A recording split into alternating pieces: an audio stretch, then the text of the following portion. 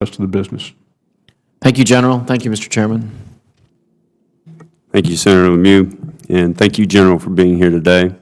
I'd like to begin by reiterating my appreciation to the committee and to Chairman Levin for having the opportunity to serve on this committee where my predecessor, Robert C. Byrd, served honorably for decades.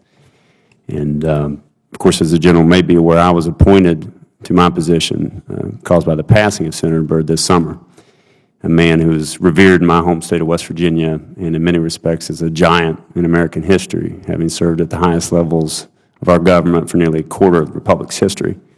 A daunting task, I suppose, in its own right, but one that in many respects pales in comparison to the challenges that await you in your new position. Which is why I'm particularly pleased to have the opportunity to visit with you briefly here today, because it allows me to make good on a promise I made to a friend and a Marine in West Virginia upon receiving my appointment.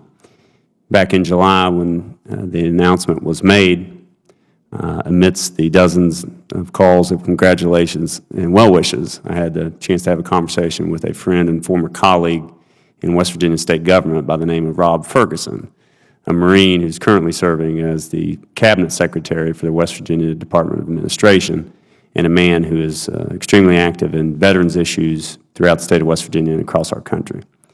And during our brief conversation, he cited to me a simple figure, and that was 32.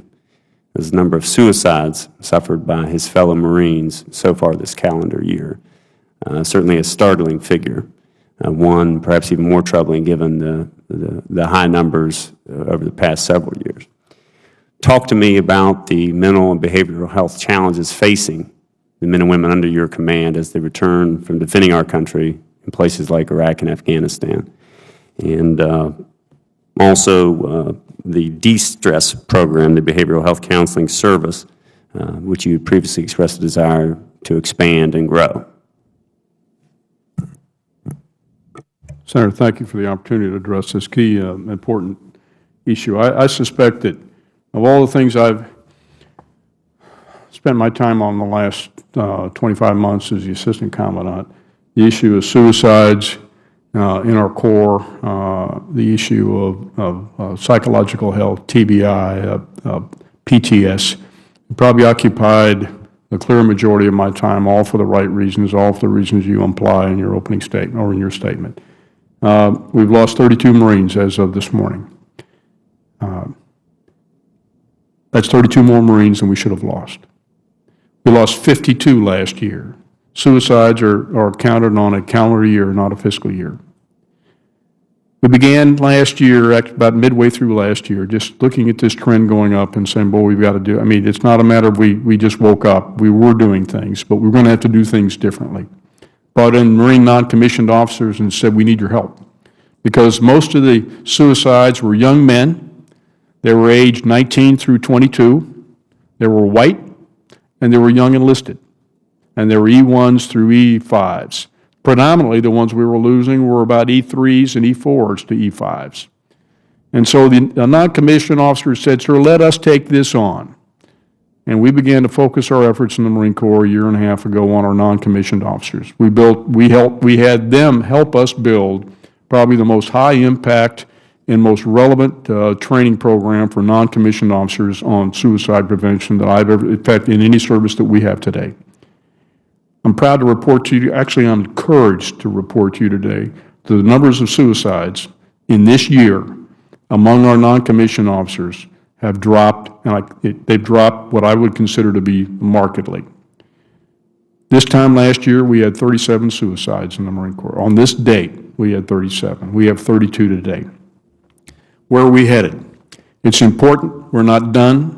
We have another effort underway right now to take that same type of high-value or high-impact training and put it down to our young E1s through E3s. That is underway right now. The same thing for our lieutenants, first lieutenant and second lieutenants. We're going to build a separate training program from them. That is the focus of effort for suicide prevention. We're not done. We're not satisfied. I've had 32 more than we wanted to have this year, and we are determined to bring that number down and make a difference. The de-stress program was an effort that came out of these non-commissioned officers. While we were addressing suicides a year and a half ago, I asked them, I said, can you give me a suggestion on something that you might think would help. And looking at the suicides, and that a lot of them are based on or seem to have a common denominator of a problem with a relationship with a young woman, could be a wife, could be a girlfriend, could be a fiance. They said, sir, you need to have a relationship hotline. Now, maybe to us, we would look at that and go, that sounds, I don't understand that. But we fussed with that for about about 6 months. And we came to the conclusion that what we really needed was a hotline that would plug into mental health providers across this nation, that a family member, a wife, a husband, a Marine, one of our corpsmen, our docs, our sailors could call completely anonymously and get assistance.